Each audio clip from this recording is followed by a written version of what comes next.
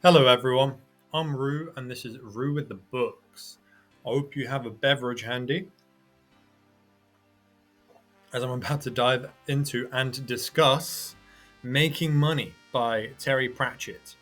And wow, what a special video this is going to be, because it is the first Discworld novel I'm covering on this channel.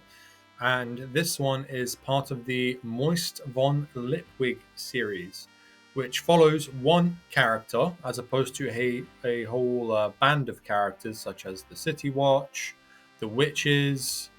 I guess Death is another series in which it follows kind of like a character more so. Anyway, and that means that we're on a journey in which someone who is very good at getting results goes ahead and gets results in the very whimsical land of Discworld.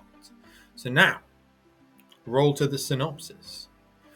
Whoever said you can't fool an honest man wasn't one. The Royal Bank is facing a crisis, and it's time for a change of management. There are a few problems that may arise with the job. The chief cashier is almost certainly a vampire. There's something nameless in the cellar, and it turns out that the Royal Mint runs at a loss. Meanwhile, people who actually want to know where the money's gone, it's a job for life. But as former con man Moist von Lipwig is learning, that life is not necessarily a long one. He's about to be exposed as a fraud, but if he's lucky, the Assassin's Guild might get him first. In fact, a lot of people want him dead. Everywhere he looks, he's making enemies. Oh, and every day he has to take the chairman for walkies. Now, if that synopsis does not get you excited to read it, hopefully the rest of the video will. And if you have read it, then let this video serve as a good reminder of why the book is great and what there is to love about it. I will leave a table of content, in the description, so you can jump between different sections or skip certain ones if you don't want to know too much about them. So now, I'd like to talk about the plot. So, Lord Vetinari has another proposal for Moist von Lipwig. With the success he has had at the post office and his dulling life, he's given an opportunity to take charge of the Royal Mint. Despite his reluctance, certain circumstances, and they're very ridiculous ones, rope him into kind of taking on this role regardless. It was perfect timing because the setting boredom kind of led him to start taking risks like owning lockpicks and blackjacks, both of which are highly, highly illegal in Ankh-Morpork. At the start of the story, Miss Deerheart leases land from the dwarfs for mining, and they kind of have a monopoly on the mines and everything. And she takes it knowing there's a low chance of finding anything valuable, and she'd have to give up anything valuable to the dwarfs.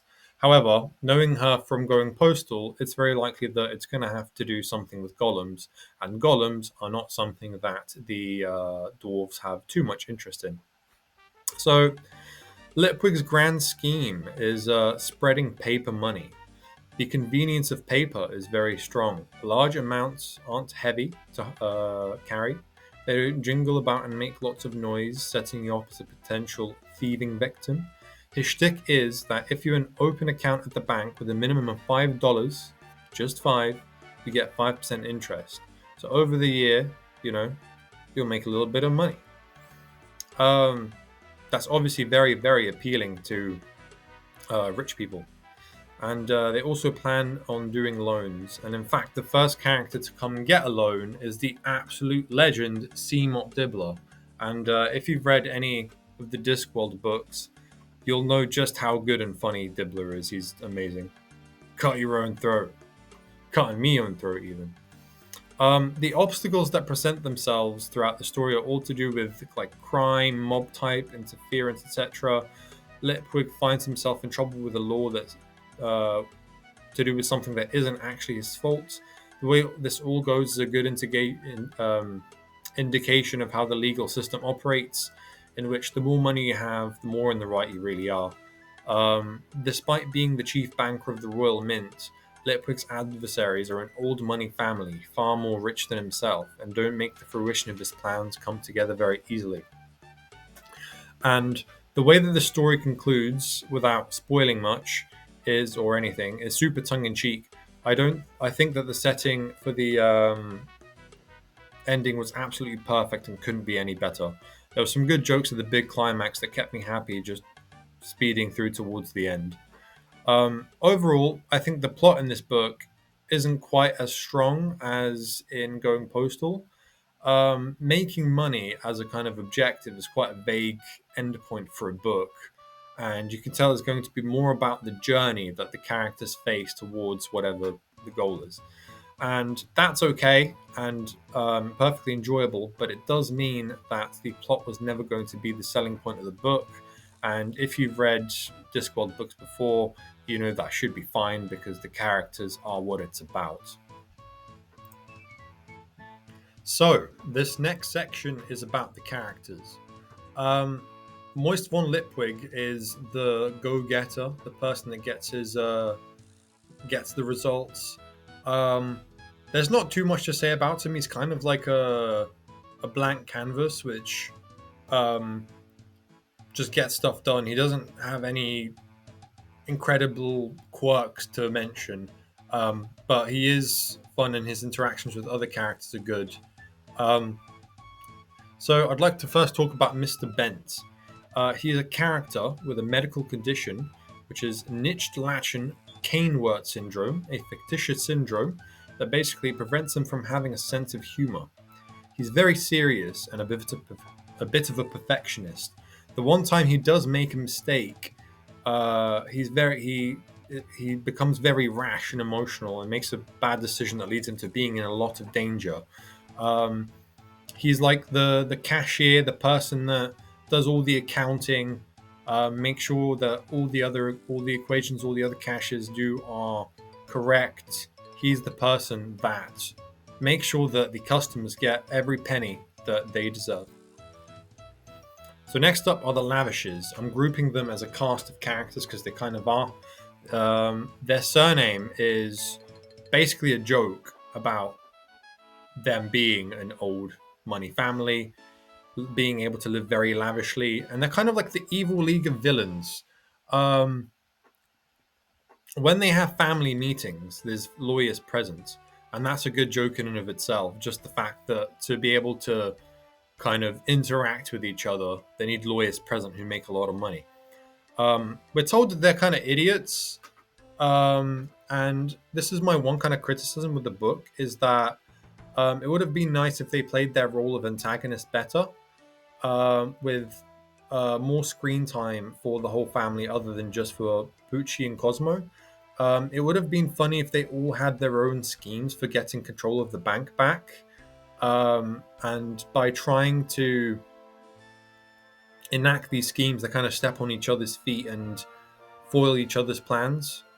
But they were alright. I didn't mind them. They were fun either way. So there's also Harry King.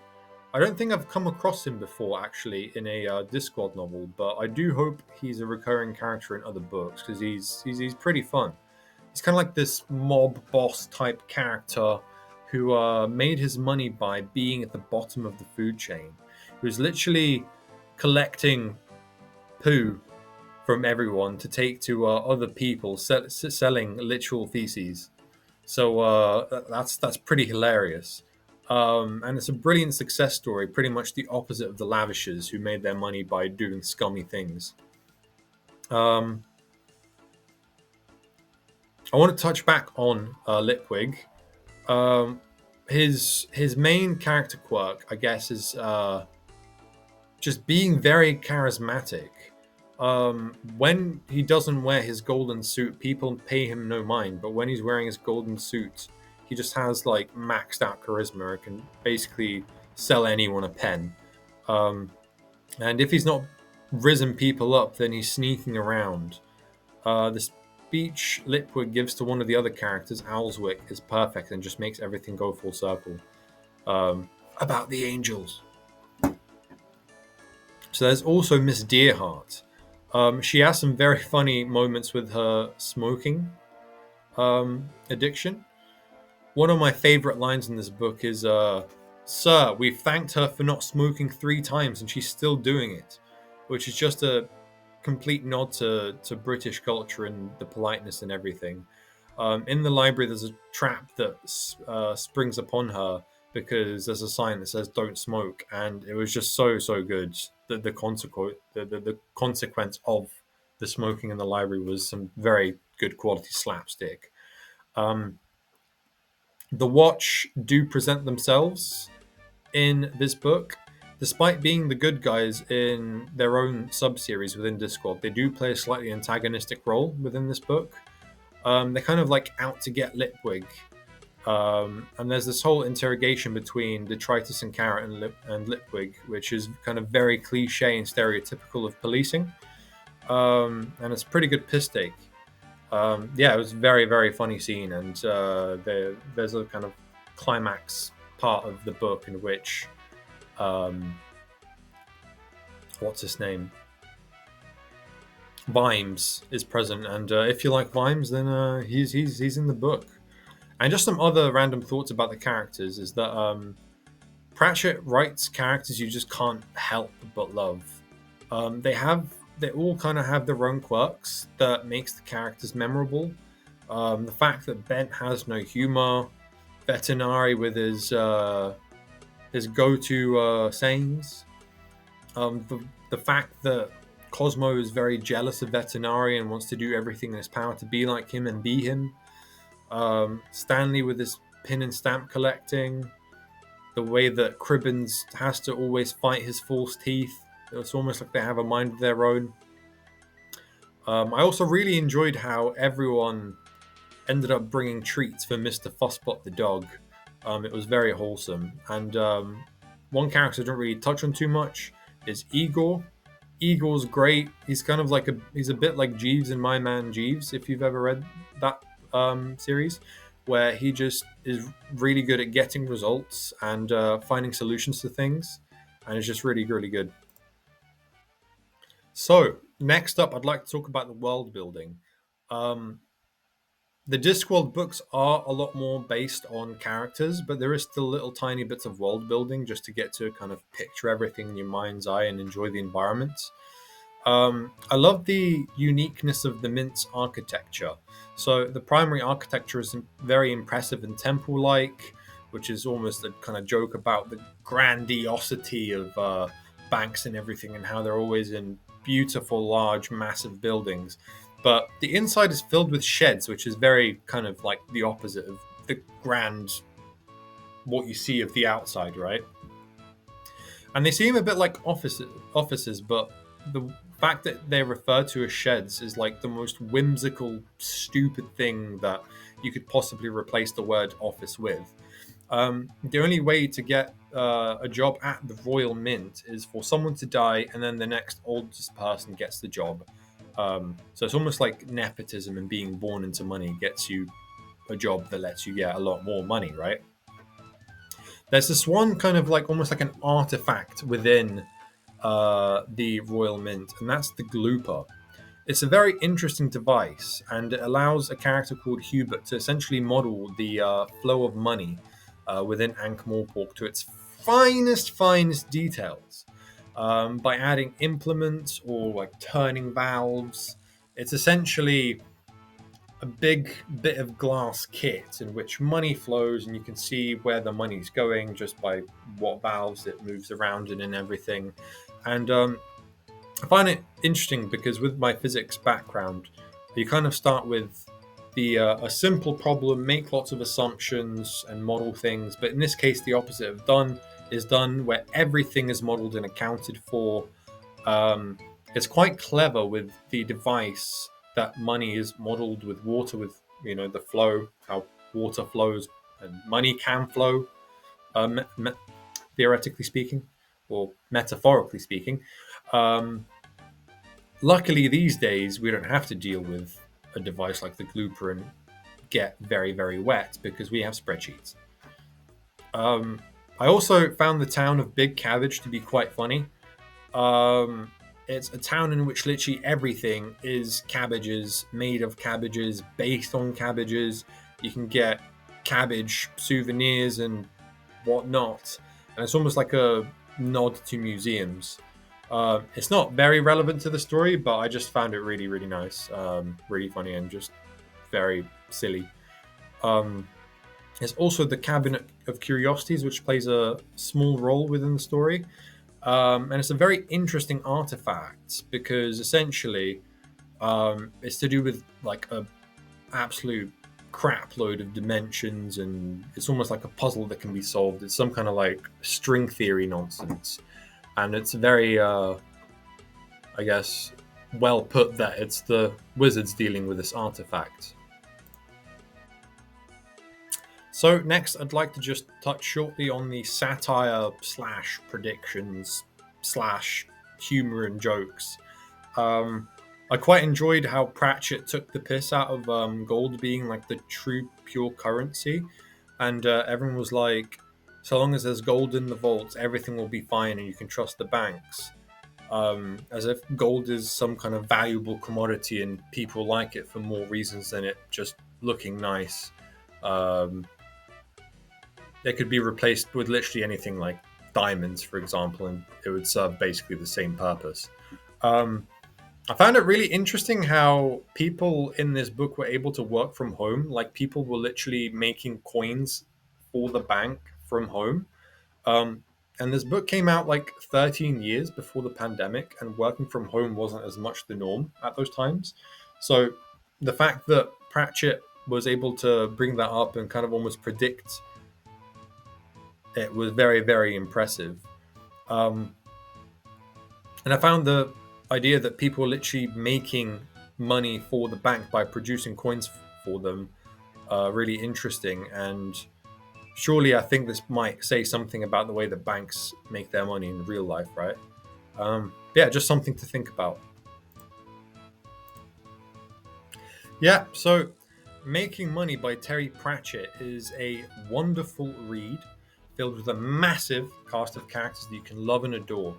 If you are a character focused reader, that should really be the selling point, I think. This book is also a satire on money, banking, nepotism, and the economy. Since almost everyone on the planet has to deal with money in some way, it's a relatable topic. Um, I really loved this book, but it definitely has some downsides. In my opinion, if you are a plot focused reader, the plot in the book is quite weak. And as I mentioned previously, the main antagonistic force in this book that are incredibly inept. They did very little to stop the force that is Moist von Lipwig. I think them being inept could have been used stronger as a gag, increasing the depth of their character work. The Watch also could have used a bit more screen time, especially Agua with her ability to talk to dogs. Could have talked to Mr. Fusspot and got some good jokes out of that. Overall, I think it's a good book. I rate it 4 out of 5. I definitely plan to read more Discworld novels in the future, and eventually I'd like to have read them all. So if you'd like to see more, be sure to stick around, and I'll for sure get to reviewing more of those in the future. Thank you for watching this video. If you enjoyed it, please be sure to like and subscribe. I would also like to hear in the comments below what you thought about this book if you read it, or what you're currently reading. Thanks, until next time, bye.